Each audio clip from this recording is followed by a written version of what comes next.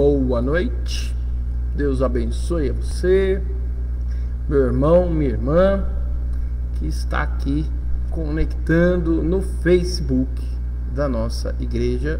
Bem-vindo a todos a mais um Papo de Discípulo, sempre muito prazeroso e uma grande alegria poder compartilhar a palavra de Deus com você, com a sua família.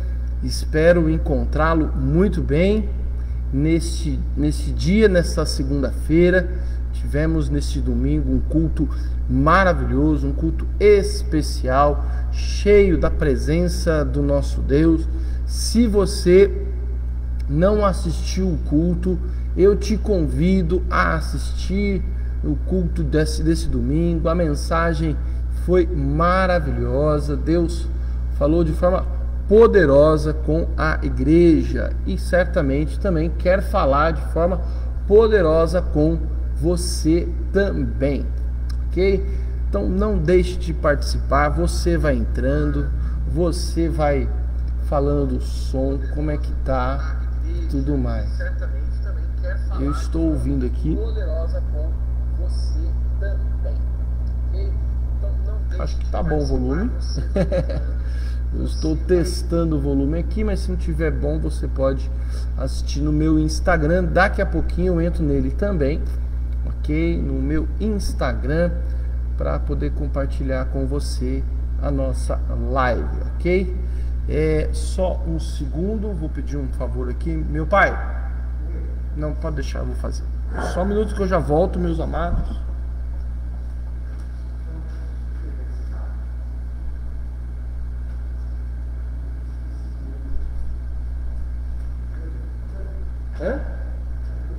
Não?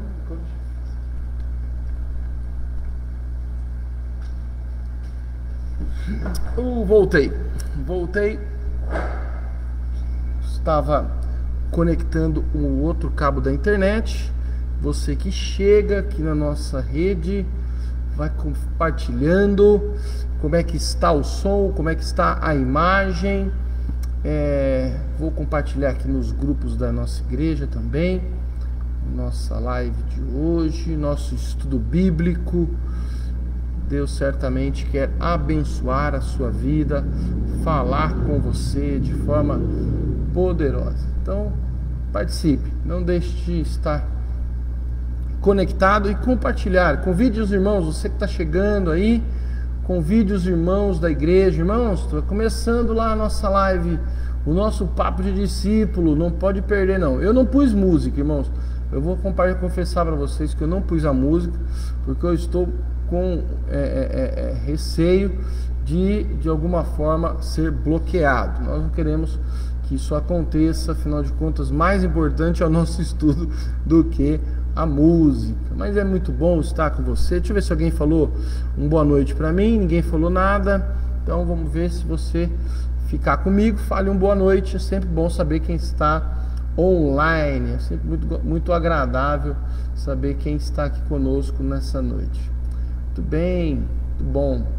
Tempo especial na presença de Deus. Nós daqui a pouquinho começamos já o nosso estudo. Eu vou entrar aqui no nosso no Instagram. Vamos entrar aqui no Insta para a gente já começar. Olha lá, Roseli chegou. Boa noite, minha irmã. Deus abençoe a sua vida poderosamente. Vamos entrando aqui no Insta também, deixando tudo já conectado, que em um minutinho a gente está entrando. Boa noite você do Instagram, Deus abençoe sua vida. Mais um Papo de Discípulo. Você é muito bem-vindo ao meu canal e espero que Deus abençoe e te ensine e edifique a sua vida em nome de Jesus de forma poderosa. Muito bom. Hoje, vamos lá. Vamos ver se chegou mais alguém. Chegou a Neiva aqui no meu Instagram. Deus abençoe, minha irmã. Muito bom você aqui. A Edna chegou também. Deus abençoe. Sempre uma alegria ter todos vocês aqui com a gente nesse momento especial de falarmos da palavra do nosso Deus, não é? Muito bem, vamos Vamos abrir a Bíblia, né? Vamos abrir as nossas Bíblias. Quem chegou aqui, o meu pai, que está online e presencial aqui também na igreja. A Lu também está aqui comigo. E ela deu uma saidinha, daqui a pouco ela está de volta, né? Estão aqui meu pai e minha esposa. E nós já vamos começar. Pegue aí a sua Bíblia. Se você estiver com ela aí, abra ela em 1 Coríntios. O nosso tema é Eclesiologia Contemporânea e nós estamos estudando a partir de 1 Coríntios capítulo 12, né? Como é edificante sentar com um capítulo e passar semanas estudando esse capítulo. Não sei quanto a vocês, mas para mim é uma grande alegria, um grande privilégio poder compartilhar um pouquinho de conhecimento com vocês e edificar a igreja, né? É muito importante a edificação da igreja, ok? E vamos assim, estamos na nossa 4ª aula, né? Entramos num novo bloco aqui, o meu... Peraí, o que está acontecendo aqui? Ah, é o meu celular está meio doidinho, né? Vamos para a nossa 4ª aula. Deixa eu chegar nela aqui. Isso, muito bem. Nossa 4ª aula se baseia em 2 versículos. 1 Coríntios 12, versículos 12 e versículo 13, ok? 12 e 13 são a introdução da segunda parte do capítulo 12, ok? Deu para entender quanto 12 aí? 2, segunda parte, né? Então hoje nós vamos falar exatamente sobre esses 2 versículos aqui e espero que você saia grandemente edificado. Vamos ler o texto? Vamos ler, diz assim: porque assim como o corpo é um e tem muitos membros, e todos os membros, mesmo sendo muitos, constituem um só corpo, assim também é com respeito a Cristo. Pois em um só Espírito todos nós fomos batizados em um só corpo, quer judeus, quer gregos, quer escravos, quer livres, e a todos foi dado beber de um só Espírito. Amém? Vamos orar. Boa noite, quem chegou aqui, deixa eu só falar um oi pro pessoal. A Jane chegou aqui, Deus abençoe você, sua família. Elisanete também, Deus abençoe, sejam todos muito bem-vindos. Vamos falar com Deus. Obrigado, Pai, pela Tua Palavra e pelo privilégio que o Senhor nos dá de estudarmos a Tua Palavra. Senhor querido, eu peço a Ti que o Senhor edifique a nossa vida, edifique a Tua igreja, edifique os discípulos de Jesus que se reúnem aqui ao redor da Tua Palavra para estudá-la, Pai. Que saímos daqui fortalecidos, edificados para a honra e glória do Teu nome, em nome de Jesus. Amém. 1 Coríntios capítulo 12, versos 12 e versos 13. Entramos na segunda parte da nossa eclesiologia. Nas aulas anteriores, o foco principal foi o caráter espiritual que deve ser vivido pela igreja em nossos dias. Em contrapartida, ou indo na contramão, de repente, de uma tendência eclesiológica de transformar a igreja numa instituição carnal, numa instituição humana, numa instituição empresarial, de marketing, né, de estratégias comerciais, né, de excesso de estrutura, né, mas sem a vida do Espírito e sem a vida no Espírito. Essa é uma tendência dos nossos dias que nós devemos combater. Como combatemos esta tendência humana? Levando a igreja a ser uma igreja espiritual, uma igreja que combate a carnalidade. Ela combate a carnalidade, ela combate o individualismo, ela combate os aspectos humanos em ação dentro da igreja, né? Isso é muito comum nos nossos dias e isso é tendência nos nossos dias, né? Você quer ver um exemplo muito simples? É quando vem o visitante e você pergunta para ele: você gostou do culto? Né? Você se sente bem na igreja? Né? Boa noite, Marisete, Deus abençoe. Isso é comum fazermos, eu já disse, eu faço isso, mas nós temos que mudar essa nossa maneira de ser. Se somos igreja espiritual, a pergunta deve ser: você experimentou de Deus? Você aprendeu? O Senhor falou ao seu coração? Deus de alguma forma incomodou você? Algo desse tipo, né? Você se sentiu amado? Sim. Amado, amada pela igreja, aí é legal, né? Mas nós precisamos ficar preocupados com isso. Ressaltamos, então, nesta primeira parte, a soberania do Espírito Santo na dinâmica de vida da igreja. Quem conduz a dinâmica da igreja é o Espírito Santo de Deus. Ele foi enviado para ensinar a nós tudo o que Jesus havia nos ordenado. É isso que Jesus falou: ele vos lembrará tudo o que vos tenho ordenado, tudo que eu tenho ensinado para vocês. Ou seja, o Espírito nos move a Cristo Jesus e a realizar, a cumprir a missão de Jesus Cristo, certo? Nós vimos isso na primeira parte, certo?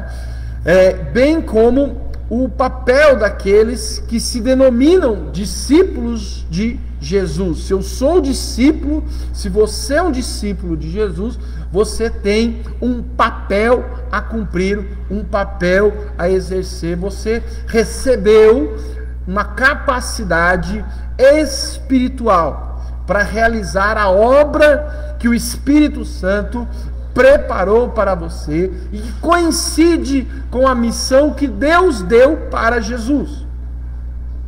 Que Deus deu para Jesus. Nós vivemos a missão de Deus, certo? Jesus veio para trazer salvação e proclamar o reino de Deus e implantar o reino de Deus, e nós temos também a missão de levar as pessoas à salvação em Cristo Jesus e a proclamar e expandir o reino de Deus. Amém, queridos?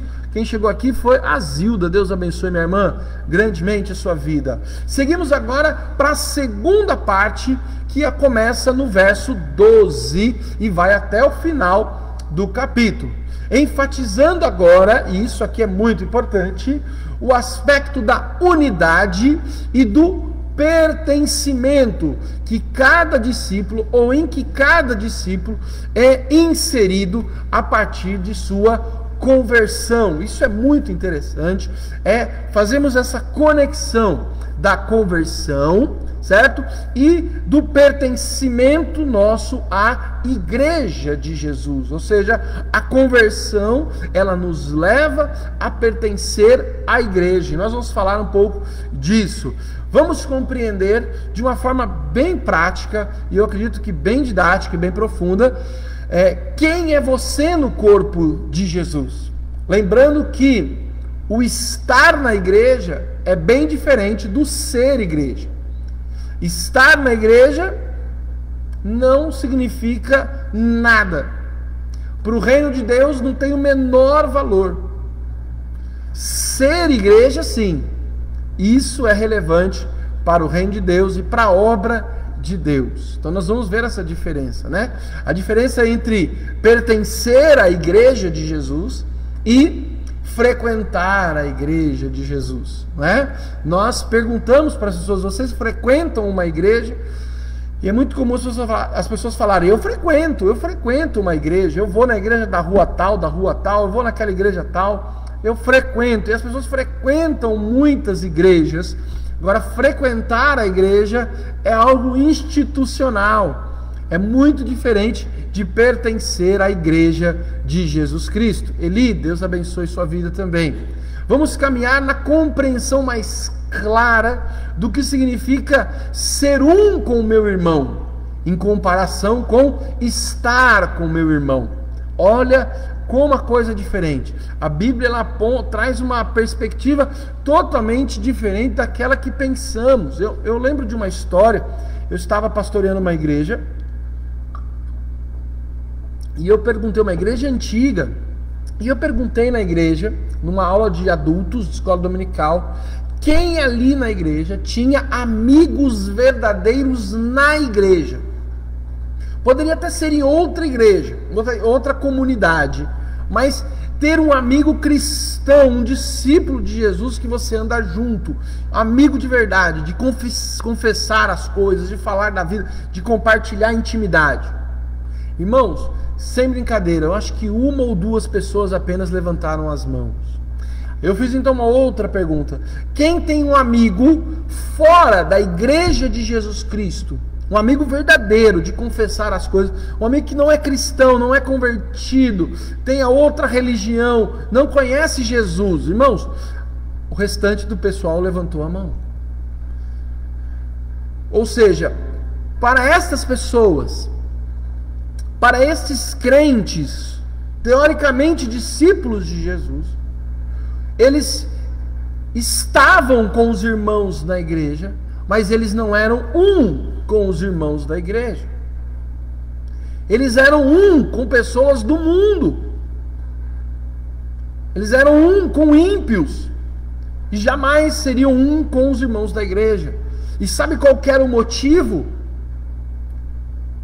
Eu não vou ficar me abrindo com crente, não. E se ele contar para o pastor? Se ele sair falando aí, ele confia que o perdido lá não vai fazer fofoca dele. Ele tem medo do irmão da igreja fazer fofoca. Não é engraçado? Ele tem medo de ser julgado pelo irmão da igreja. Agora pense numa coisa. A pessoa ela não é um com você porque ela tem medo de você julgar ela. De você vir contar da vida dela para o pastor. Se coloque no contrário. A pergunta é: será que ser igreja é apenas conviver com os irmãos? Ou será que Paulo, a palavra de Deus, o próprio Senhor, Cristo Jesus, nos chamou para sermos um com os nossos irmãos?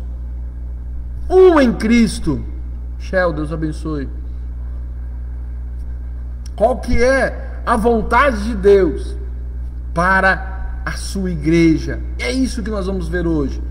É isso que vai pegar no nosso coração. Então espero que isso chegue no seu coração, no nome de Jesus. Verso número 12. Porque assim como o corpo é um e tem muitos membros, corpo é um, com muitos membros, e todos os membros, sendo muitos, constituem um só corpo, certo? Assim também é com respeito a Cristo. Cristo é um corpo com muitos membros. Paulo inicia a sua palavra trazendo à luz a realidade do ser igreja como a manifestação real e viva de Cristo no mundo. Nós já citamos essa ideia e Paulo repete ela aqui. Ao dizer que a igreja é o corpo de Cristo, ele está dizendo de uma forma muito clara, certo? Que a igreja é a manifestação real e viva de Cristo no mundo. E quando eu falo igreja, eu falo de você e de mim como pertencentes e membros desta igreja, deste corpo. Quer dizer que a sua vida, a sua conduta, a maneira como você é enquanto ser humano, enquanto discípulo de Jesus, mostra ao mundo quem é Cristo. Se arrepiou aí as costas, se deu um frio na tua barriga, meu irmão, precisamos orar. Esta manifestação do Cristo vivo no mundo somente acontece, contudo, quando seus membros, os membros deste corpo, em atividade harmônica e em mútua cooperação, se unem com suas capacidades espirituais para cumprir o propósito de Deus em Cristo. Pause aqui, olhe para mim. Eu sei que você está olhando, porque você está olhando para a tela. Mas olhe para mim. Pense numa comunidade local. Ela só é a manifestação do Cristo vivo quando os seus membros estão em mútua cooperação com as suas capacidades espirituais, cumprindo o propósito de Deus que Ele deu para Cristo. Quando a igreja, a comunidade está envolvida em questões, em assuntos que não tem nada a ver com o propósito de Deus em Cristo, ela está destoada, ela está ofuscando Jesus Cristo. Ela pode estar manifestando qualquer outra coisa, menos o Cristo vivo. Ela está em desobediência à palavra de Deus, à vontade de Deus. Reiterando uma verdade, Cristo tem muitos membros, como diz o texto, e estes membros são chamados de discípulos. Por sinal, um parênteses aqui, hoje no nosso estudo estamos com duas pessoas de muito renome no nosso estudo de hoje. Primeiro é Calvino, porque Calvino nunca pode faltar, né? Então Calvino está nos ajudando muito, né? Calvino tem um comentário maravilhoso de 1 Coríntios, e um outro teólogo alemão que eu sou fã, apaixonado, é Dietrich Bonhoeffer, né? Dietrich Bonhoeffer, ele viveu na época da Segunda Guerra Mundial, lá na época do Hitler, e ele escreve vários livros apaixonantes e maravilhosos, e dentre eles O Discipulado. Inclusive eu tenho ele em PDF, se você quiser que eu mande em PDF para você, eu mando, me chama no WhatsApp que eu mando para você, e você tem que ler esse livro, né? Todo teólogo tem que ler esse livro, todo pastor tem que ler esse livro, e quem quer crescer espiritualmente precisa ler, é um livro clássico e fundamental para o nosso desenvolvimento. E o Bonhoeffer está aqui com a gente, eu vou citar algumas vezes ele, você vai perceber aí, eu vou falar o momento que eu estiver citando ele, ok? Mas entenda que da onde nós estamos. Cristo tem muitos membros, e esses membros são chamados de discípulos, ou seja, eu só sou discípulo de Jesus, de fato, quando eu estou pertencendo à igreja, quando eu sou igreja, quando eu sou um com meus irmãos em Cristo, com os outros discípulos, quando eu estou dentro da igreja, unido com os meus irmãos, ciente das minhas capacidades espirituais e cumprindo a partir da minha capacidade espiritual e cooperando com todas as pessoas que fazem, todos os outros discípulos, para o cumprimento do propósito de Deus em Cristo Jesus, que é a edificação da igreja e a evangelização do mundo. Nós falamos isso. A igreja ela existe para ser edificada e, sendo edificada, proclamar o evangelho ao mundo e implantando e proclamando e propagando o reino de Deus nesse mundo. Ok? Sendo assim, a igreja só é de fato igreja quando em sua unidade atua como Cristo dos evangelhos. Pastor, como que eu sei que a igreja ela está cumprindo o propósito de Deus em Cristo?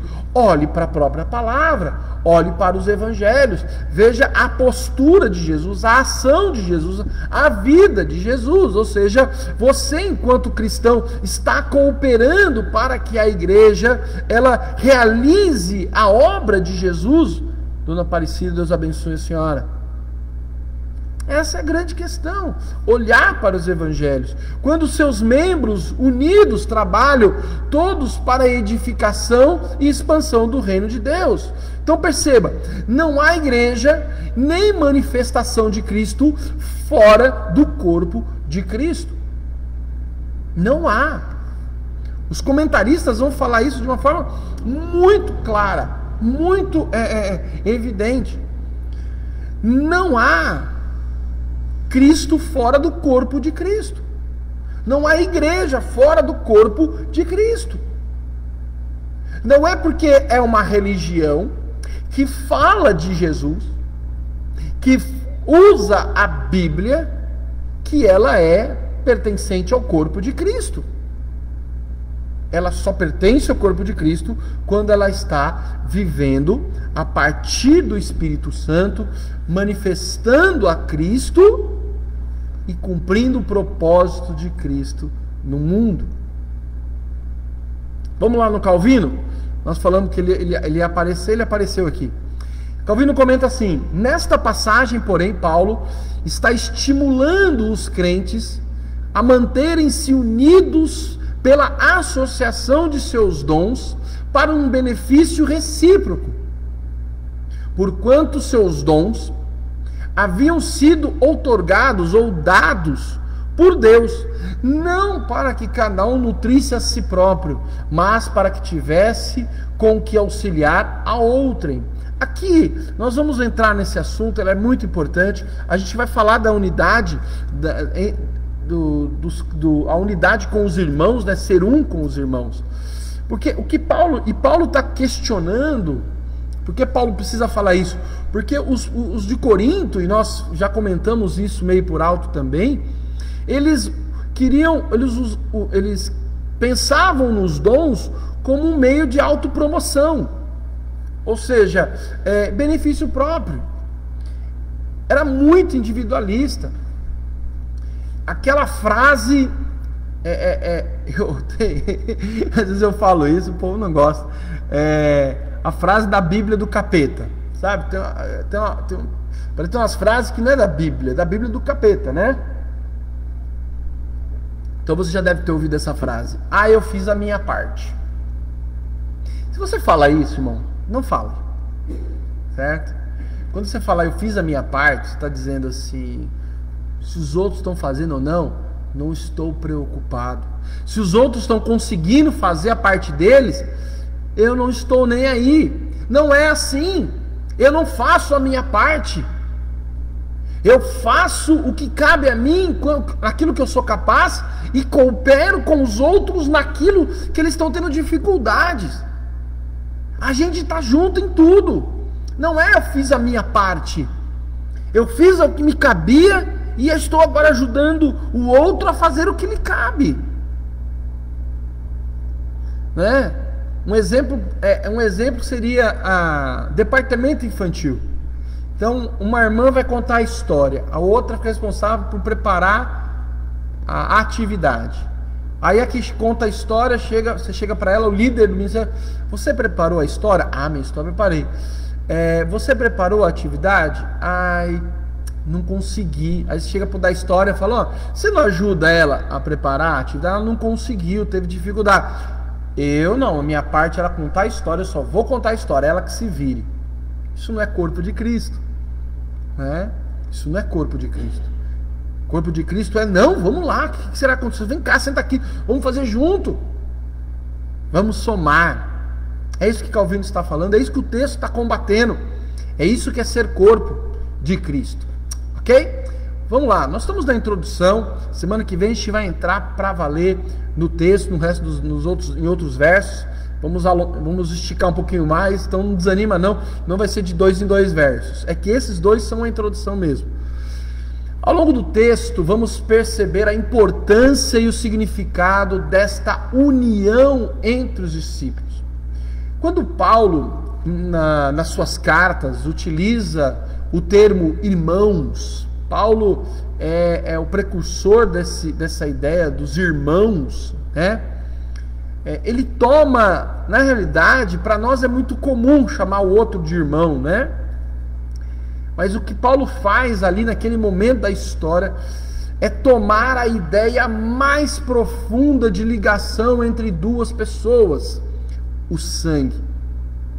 Irmãos são pessoas diferentes. Eles são criados pelo mesmo pai, pela mesma mãe, mas sai tudo diferente, né? Sou eu e mais 2, né? O meu irmão mais velho e minha irmã mais nova. E meus pais Eles garantem com toda a convicção, meu pai está aqui me ouvindo, que eles educaram a gente igualzinho, não é, pai? Igualzinho, saiu tudo diferente. Nós somos muito diferentes, assim como é no corpo de Cristo. Mas existe algo que nos une e que não tem como mudar. Nós estamos unidos pelo mesmo sangue. Isso é igual. Ao trazer este conceito para as relações eclesiásticas, ele nos aponta um padrão de comunhão. Velina, Deus abençoe. Aqui ele nos aponta o padrão da comunhão entre os discípulos. Paulo está nos dizendo que a minha ligação com o meu irmão da igreja tem que ser igual à minha ligação com o meu irmão de sangue. Porque agora nós pertencemos ao mesmo sangue, ao sangue de Jesus Cristo. A união é essa. A ideia então de corpo é ainda mais forte, pois fala de uma ligação que nutre a vida de todos, e de uma conexão, preste atenção nisso, onde um pertence ao outro. Um discípulo, ele é parte do outro. Sabe a música que nós cantamos domingo? Por sinal, eu tenho que dizer para você, se você não assistiu a mensagem de domingo, assista a mensagem de domingo. Está no YouTube, está no Facebook. Deus falou poderosamente aos nossos corações nesse domingo. Mas deixa eu dizer para você, nós cantamos no final, corpo, família, né? E no final da música diz, eu preciso de você, precioso é para mim, eu preciso de você. Essa é exatamente a ideia. Eu não consigo ser discípulo sozinho. Eu não consigo ser discípulo de Jesus sozinho. Só existe o ser cristão, o ser convertido, o ser igreja, se eu estiver unido pelo sangue de Jesus ao meu irmão. Por isso que não existe desigrejado. Por isso que não existe pessoa que não precisa da igreja, precisa da igreja, porque é na igreja, é no corpo que flui o sangue, aquilo que dá vida e nutre a vida espiritual do cristão, é a igreja, é o ser igreja. Entenda isso, não é o estar na igreja, é o ser na igreja, o ser a igreja, perdão, que nos faz fortes espiritualmente, é estar unido com o meu irmão, pertencer ao meu irmão. Entenda isso, a mão pertence ao braço, o braço pertence ao tronco, não dá para separar a mão do braço, ela morre, ela se vai. Não vai acontecer o que acontece na família Adams. Lembra da família Adams? Tinha a mãozinha que andava assim, né? A mãozinha. Não tem. Ela morre. Entendo o que eu estou dizendo, o que a palavra de Deus está dizendo. Eu só pertenço à igreja, só sou igreja se eu existo no outro, na vida do outro, e o outro existe em mim. Será que você consegue compreender esse padrão de unidade? Amém? Diz um amém aí, se você compreendeu isso. E coloque aí no seu comentário, no nosso comentário, se você ficou com alguma dúvida. Eu espero que você tenha compreendido esse padrão que Jesus está colocando, Paulo está colocando aqui, que a palavra de Deus está colocando para nós enquanto igreja.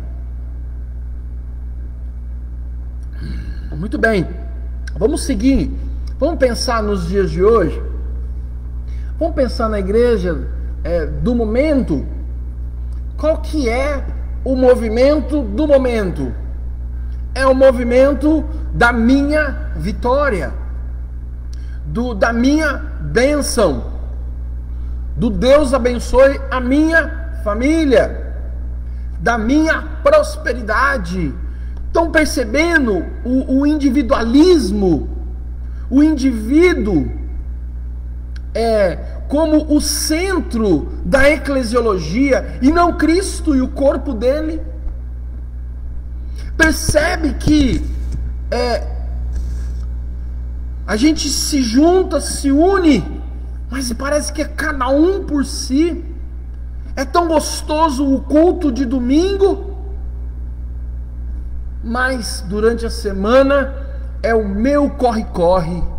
Eu não tenho tempo de mandar um WhatsApp para alguém, fazer uma ligação. Eu acho muito interessante que as pessoas mandam mensagem no WhatsApp. Eu recebo algumas. Só que a mensagem, ela é uma mensagem igual para todo mundo. Alguém manda uma mensagem para mim dizendo: hoje o seu dia vai ser abençoado. E se eu perdi um parente e eu estou de luto naquele momento? É isso que eu preciso ouvir? Ah, mas eu não sei que o seu parente faleceu. É claro que você não sabe, você não me ligou. Você não perguntou: oi, e aí, como você está? Você não disse no final como foi seu dia. Você disse: eu senti tua falta no culto. Olha, eu quero ir aí na sua casa. Entende? É porque a gente está muito atarefado. A gente quer ganhar dinheiro. E a igreja está incentivando isso. Ah, Edna lembrou a música. É assim mesmo. Entende, irmãos? Como a gente está fazendo? Será que de fato estamos sendo um com o meu irmão? Precisamos resgatar isso, irmãos. Precisamos resgatar, saber quem está na igreja, quem não está, quem está feliz, quem está triste, quem está preocupado, quem não está. A gente precisa olhar para o irmão no olho, voltar e dizer: eu te amo. A gente precisa resgatar o padrão de comunhão e de unidade em Cristo Jesus. Precisamos resgatar o ser igreja, inseridos como membros do corpo de Jesus. Amém? Vamos seguir mais um cadinho. Verso 13, ele começa a nos dar o como somos inseridos nesse corpo. Irmãos, é algo maravilhoso. Aqui vai nos ajudar muito o nosso amigo Bonhoeffer. Então preste bastante atenção nisso e pense em comprar esse livro e ler, que é muito bom. O Discipulado. Na sequência, Paulo introduz um novo princípio à eclesiologia. Ou na verdade ele explica esse princípio de uma forma muito diferente. Ele fala do batismo no Espírito Santo. Olha o que ele diz no verso 13: pois em um Espírito, em um só Espírito, nós fomos batizados. Nós fomos, principalmente nas lutas. A Roseli colocou aqui um comentário muito importante. União entre os irmãos é fundamental, principalmente nas lutas. É pura verdade, né? Por isso que a gente tem que estar conectado com o irmão, para a gente saber que ele está em luta. Senão a gente não fica sabendo: nossa, fulano estava em luta, não estava sabendo. Precisamos saber isso, é muito importante. Bom comentário, irmã. Olha só: batizados no Espírito. Não é pelo Espírito, é no Espírito. Sempre o caminho que Paulo nos coloca é ser inserido no. Batizados no Espírito, inseridos no corpo, né? Membros uns dos outros, inserido no outro. É sempre conexão, não é estar perto. Olha só, a comunhão, o corpo de Cristo, a igreja, não são pessoas perto e todo mundo perto de Jesus. e o Espírito Santo em volta. Não. É todo mundo inserido em Jesus e um inserido no outro, por meio do Espírito Santo. É algo assim. Para a gente ir entendendo legal isso. A experiência do batismo no Espírito Santo não é uma segunda unção. Nós sabemos, nós cremos dessa forma, mas é uma experiência da conversão. Ao me converter, eu sou batizado no Espírito. Agora, ao ser batizado no Espírito, esse batismo, ele vai além do selo da salvação. A Bíblia fala que o Espírito Santo é o selo da nossa salvação. Nós falamos isso na soteriologia. Agora, nós vamos além. Além de ser o selo da salvação, o batismo no Espírito, preste atenção nisso, é o movimento no qual o convertido é inserido para dentro de Jesus Cristo. Nós somos inseridos para dentro de Cristo. Bonhoeffer usa essa expressão. É um movimento, é inserido dentro. Isso é maravilhoso. Nessa inserção, ele se torna propriedade de Jesus, numa conexão eterna e pelo qual a vida do crente é nele compartilhada. Deu para entender? Se você olhar para João capítulo 15, a Roseli compartilhou João 15 inteiro, né, no Face, né, no WhatsApp também, no Insta, né, irmã? João 15 fala: todo ramo que estando em mim, perceba, conectado em mim, dentro de mim, produz frutos, porque sem mim, ele diz, nada vocês podem fazer. Deu para entender isso? Perceba que é algo muito mais profundo, então. Ser igreja e ser convertido é agora estar em Cristo Jesus, numa relação, de uma profundidade, onde eu me torno parte e propriedade de Jesus. Bruno, Deus abençoe, saudade de você, meu irmão. Propriedade agora de Jesus. Este é o resultado espiritual da obra salvadora de Jesus na vida de uma pessoa. Mas eu achei que eu ia me converter, eu ia receber um bilhetinho para ir para o céu, deixar ele guardado na minha gaveta, dentro da minha Bíblia, e viver a minha vida, e deixa a vida me levar, a vida leva eu. Eu tenho que trabalhar, eu tenho que estudar, eu tenho que fazer um monte de coisa. Então, deixa a vida passar, e o bilhetinho está garantido. Sinto dizer para você, meu irmão e minha irmã, que não é assim. A obra salvadora te insere em Cristo, para você pertencer ao corpo de Cristo, para você pertencer aos seus irmãos pertencerem a você, para você cumprir uma missão junto com os seus irmãos, que tem a ver com o propósito de Deus em Cristo Jesus. Gálatas 3, verso 27 e 28 diz assim: todos que foram unidos com Cristo ou em Cristo no batismo se revestiram de Cristo. Uma mistura. Não há mais judeus nem gentios, escravos nem livres, homem nem mulher, pois todos vocês são um em Cristo Jesus. Isso é em Gálatas, e aqui nós estamos em 1 Coríntios, mas lá em Gálatas. Este é o fundamento do princípio bíblico e eclesiástico do corpo de Cristo. Como que o corpo de Cristo se constitui? A partir do batismo no Espírito Santo, que acontece no ato da conversão. Ok? Muito bom. Como eu falei, essa explanação é bem ampla no livro Discipulado do Bonhoeffer, e ele ainda afirma assim: quem é batizado já não pertence ao mundo, foi tirado do império das trevas, né? Não pertence mais ao mundo. Eu diria, não pertence mais a si mesmo, não pertence mais à sua carne, né? Não existe mais o eu, não existe mais a minha vontade, não existe mais os meus sonhos, não existe mais o eu, existe agora o Cristo em mim, eu em Cristo, né?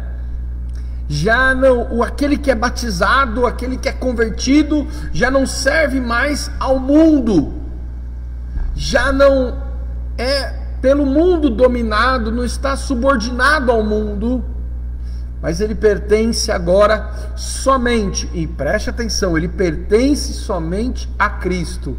Essa frase do Bonhoeffer eu gostei demais, achei linda. O convertido, aquele que foi batizado no Espírito Santo, que pertence ao corpo de Cristo, ele se relaciona com o mundo apenas, e tão somente apenas, por meio de Cristo. É diferente.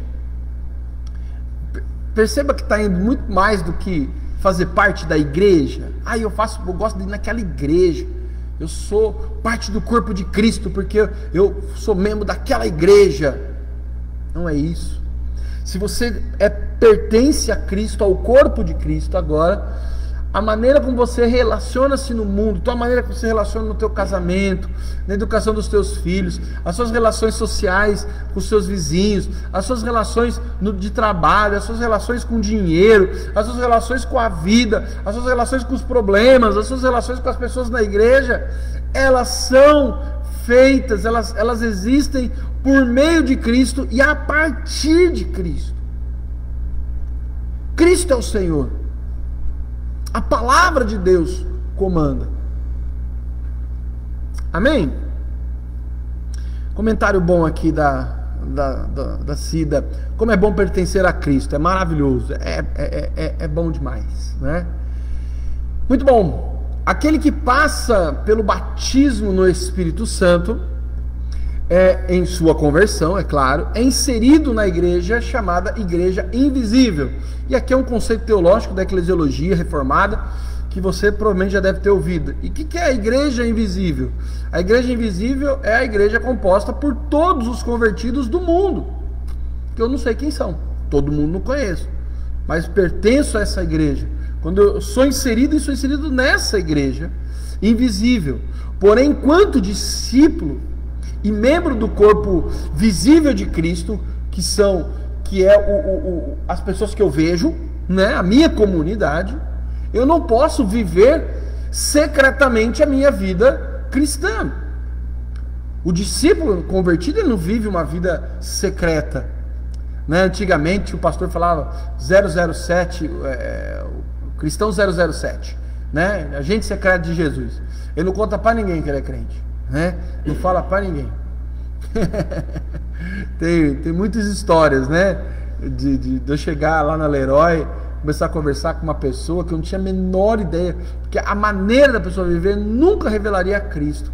E a pessoa chegava para mim assim, né? Meu apelido era pastor na loja, e ele falava: você é o pastor, né? Eu sou evangélico também. E eu não podia julgar, né? Quem sou eu para julgar as pessoas?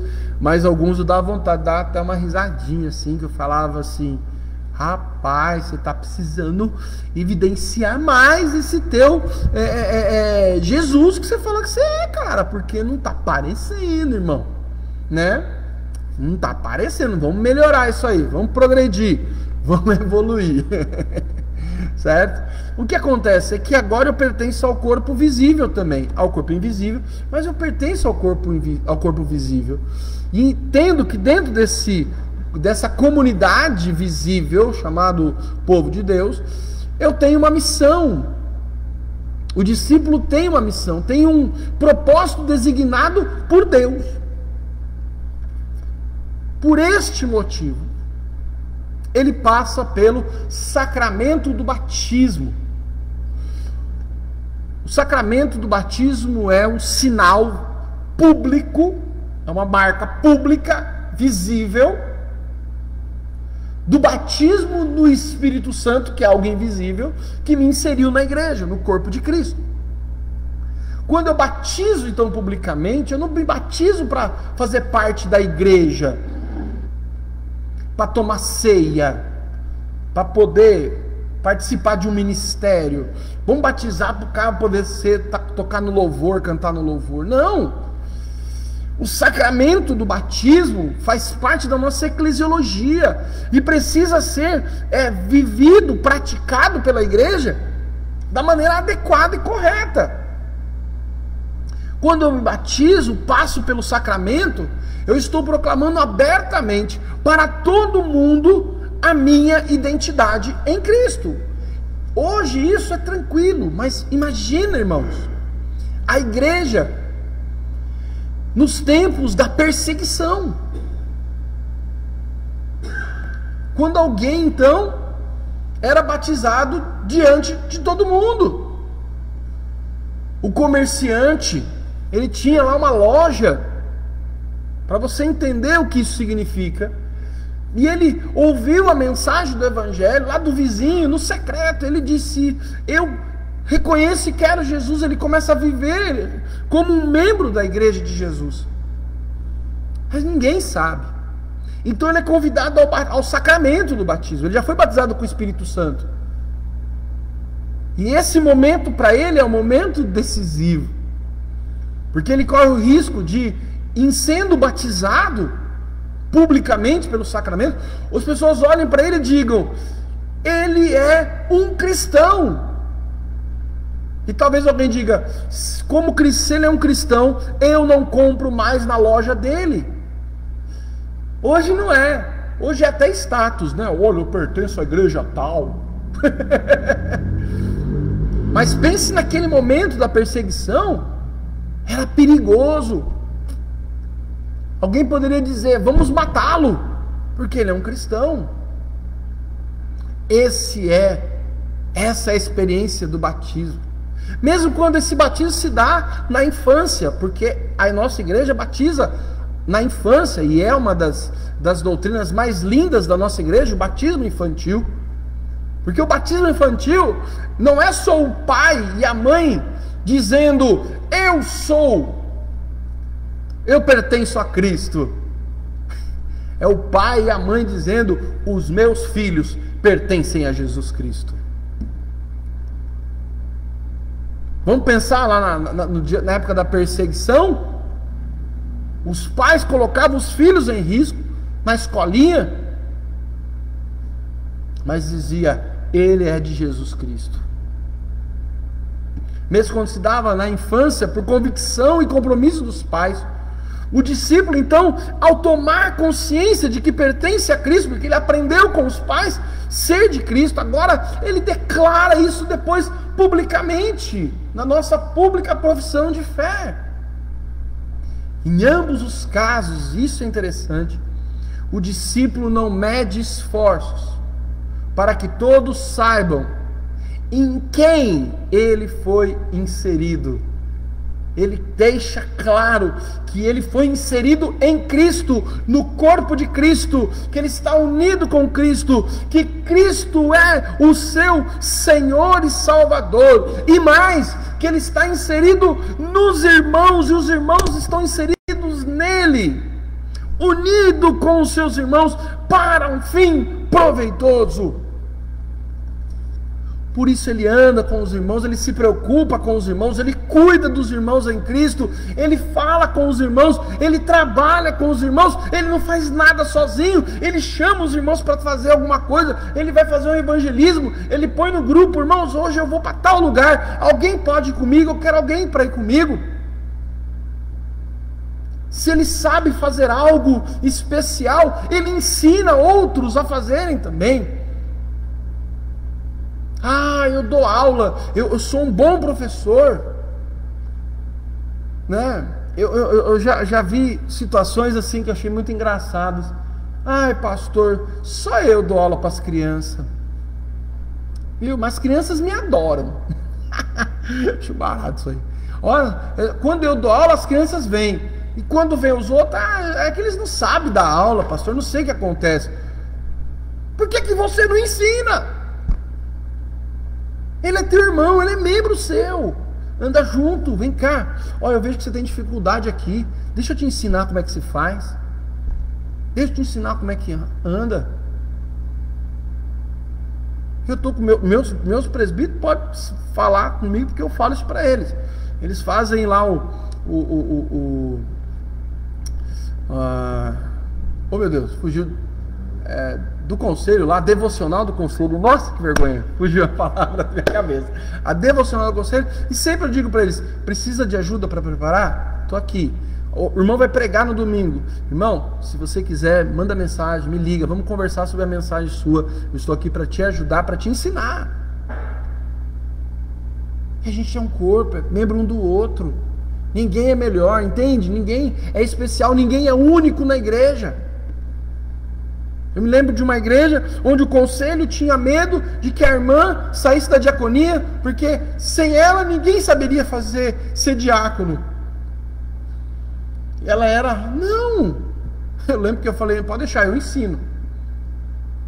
A gente traz uma pessoa lá de algum lugar para dar um curso de diaconia. A gente faz junto, porque a gente é membro um do outro. O discípulo, ele se põe unido com o seu irmão. Amém? Bonhoeffer fala assim: o rompimento com o mundo que se realiza em Cristo não pode mais permanecer oculto na vida do discípulo.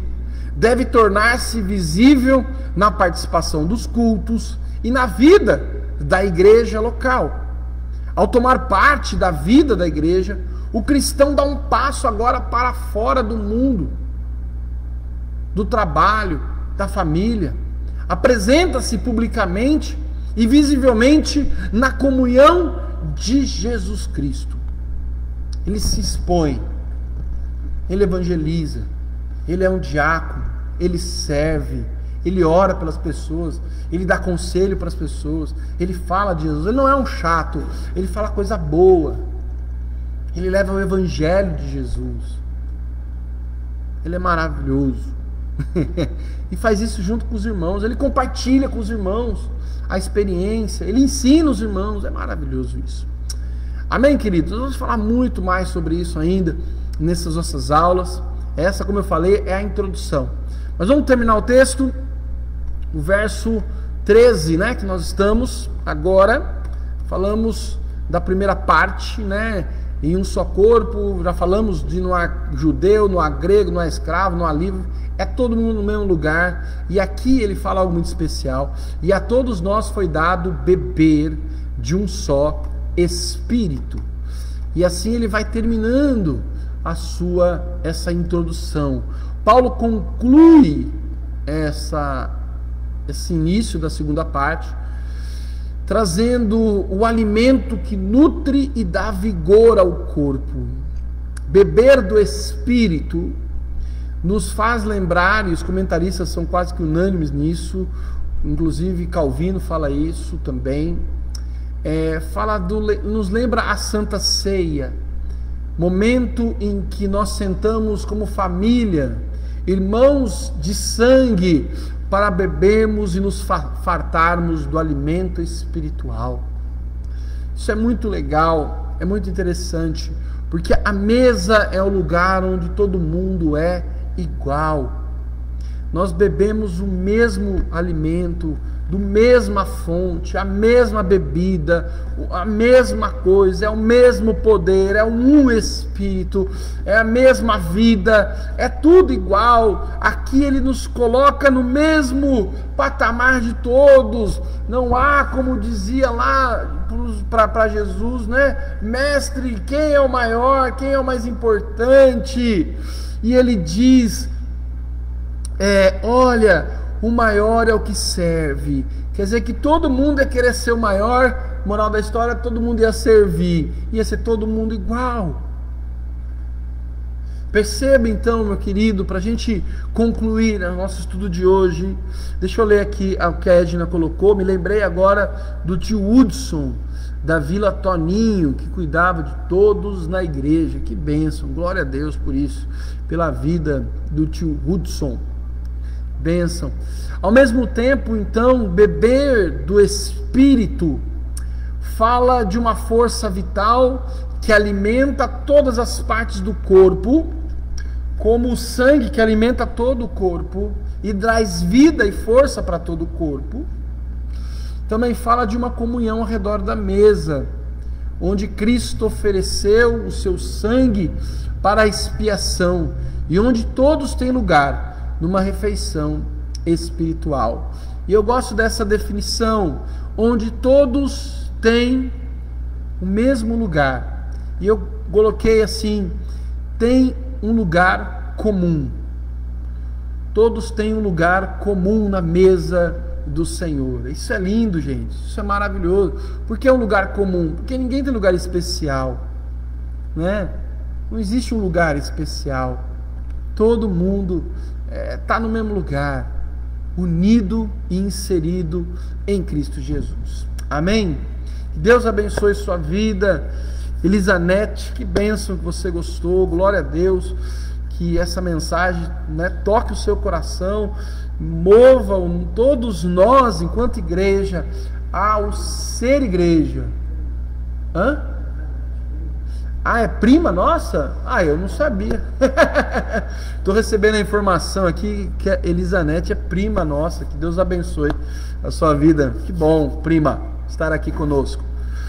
Que a igreja de Jesus, que nós, enquanto comunidade, sejamos igreja, pertencentes a Cristo, inseridos em Cristo e unidos e inseridos uns nos outros para cumprir os propósitos de Deus. Amém? Semana que vem tem mais. Nós voltamos com o nosso papo de discípulo. Lembrando que amanhã tem dia de oração. De manhã a igreja não estará aberta, mas a partir das 2 horas da tarde até as 6 horas ela estará aqui aberta para você passar um tempo de oração. E quarta-feira temos online o nosso culto, nossa noite de esperança. Não perca, em nome do Senhor Jesus. Amém? Deus abençoe a sua vida, seja igreja, e não deixe de compartilhar essa live, não deixe de compartilhar os nossos cultos. E você que é de José Bonifácio, não deixe de vir à igreja, ou às 9 ou às 18 horas, e não deixe também de trazer alguém para ser abençoado. Domingo foi uma mensagem maravilhosa. Eu estou falando porque falou tanto com o meu coração, gente, domingo. Vocês não fazem ideia como foi para mim importante. Eu fiquei falando para a Luana a noite inteira da mensagem, né, amor? Foi linda. Foi de Deus. Foi algo que a mensagem me surpreendeu. Por isso, traga alguém. Se você foi abençoado nesse domingo, convide alguém para também ser abençoado com a mensagem do Evangelho no próximo domingo. Amém? Vamos orar? Obrigado, Pai, por esta noite, pela Tua palavra, pelo tempo que passamos aqui juntos, estudando o ser igreja. Pai. Que agora esta mensagem, esse estudo, através do Teu Espírito Santo, se transforme em realidade para a Tua igreja, para a Igreja Presbiteriana Independente aqui de José Bonifácio, para toda a Tua igreja espalhada na face da terra, Pai. Em nome de Jesus. Abençoe cada vida, irmão, irmã que está aqui nessa noite conosco, ouvindo a Tua palavra. Abençoe cada família aqui, ó Deus, em nome de Jesus. Amém, Senhor. Amém, gente? Que Deus abençoe muito a sua vida, que Deus abençoe muito o seu coração, no nome do Senhor Jesus. Fiquem com Deus e até quarta-feira aqui nesse mesmo canal. Siga a gente no Facebook, siga a gente no Insta, siga-nos também no YouTube. Amém? Deus abençoe a todos, tenha uma boa noite em nome de Cristo.